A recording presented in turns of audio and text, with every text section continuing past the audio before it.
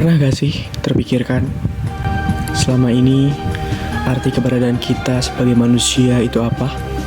Kita lahir di dunia, kita belajar, sekolah, lalu kuliah, kemudian bekerja menghasilkan uang untuk kehidupan kita. Kita dituntut untuk menikah dan mempunyai anak, lalu kemudian kita meninggal. Kita juga dituntut untuk beribadah, bersikap baik dan sopan santun. Namun sebenarnya tujuan kita hidup dan tujuan kita ada di dunia ini apa sebenarnya? Tidak sedikit orang yang memikirkan tentang eksistensi dirinya sebagai manusia. Bahkan tokoh-tokoh pada zaman dulu juga banyak yang memikirkan hal ini. Hingga timbullah aliran eksistensialisme dalam ilmu filsafat. Eksistensialisme adalah pandangan filosofi yang menekankan keberadaan individu, kebebasan dan pilihan. Aliran filsafat ini berpendapat bahwa manusialah yang mendefinisikan maknanya sendiri dalam hidup dan mencoba membuat keputusan yang rasional meskipun berada di alam semesta yang tidak rasional. Eksistensialisme merupakan suatu aliran filsafat yang lahir karena latar belakang ketidakpuasan beberapa filsuf yang memandang bahwa filsafat pada masa Yunani ketika itu seperti protes terhadap rasionalisme Yunani, khususnya pandangan tentang spekulatif tentang manusia. Intinya adalah penolakan untuk mengikuti suatu aliran, penolakan terhadap kemampuan suatu kumpulan keyakinan, khususnya kemampuan sistem. Rasa tidak puas terhadap filsafat tradisional yang bersifat dangkal dan primitif yang sangat jauh dari akademik.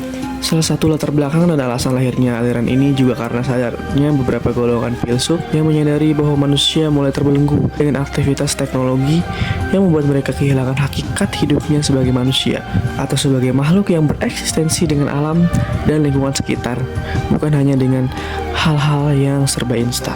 Namun selain itu, sebagai umat beragama, dalam agama Islam sendiri pun juga memiliki pengertian tentang hakikat manusia itu sendiri, yaitu manusia diciptakan di bumi untuk menyembah Allah Subhanahu wa taala dan juga menjadi khalifah di bumi atau pemimpin. Dalam menyembah Allah Subhanahu wa taala, kita diberikan ajaran-ajaran dan pemahaman bagaimana cara kita menjadi khalifah di bumi sebaik-baiknya dan tidak melenceng. Dalam Al-Quran juga manusia disebut sebagai Al-Nas. Hal ini berkaitan dengan manusia sebagai makhluk sosial. Selain itu, disebut juga sebagai Al-Nisan, yaitu hakikat manusia yang memiliki kemampuan dalam menguasai ilmu pengetahuan. Manusia juga disebut sebagai makhluk biologis atau Al-Bashar karena manusia memiliki raga atau fisik yang dapat melakukan aktivitas fisik, tumbuh, memerlukan makanan, berkembang biak, dan lain sebagainya, sebagaimana ciri-ciri makhluk hidup pada umumnya. Sama seperti makhluk lainnya di bumi, seperti hewan dan tumbuhan. Hakikat manusia sebagai makhluk biologis dapat berakhir dan mengalami kematian. Namun, eksistensi ini dapat memiliki makna yang berbeda-beda sesuai dengan interpretasi orang yang mengartikannya. Akan tetapi, dunia ini memanglah sangat absurd dan sangatlah kompleks. Akan sangat membebani pikiran kita jika kita terus memikirkan, memahami, dan mencari arti kehidupan ini, apalagi hingga depresi. Pada akhirnya, yang perlu kita lakukan adalah menerima bahwa dunia ini terlalu kompleks dan rumit untuk kita pahami.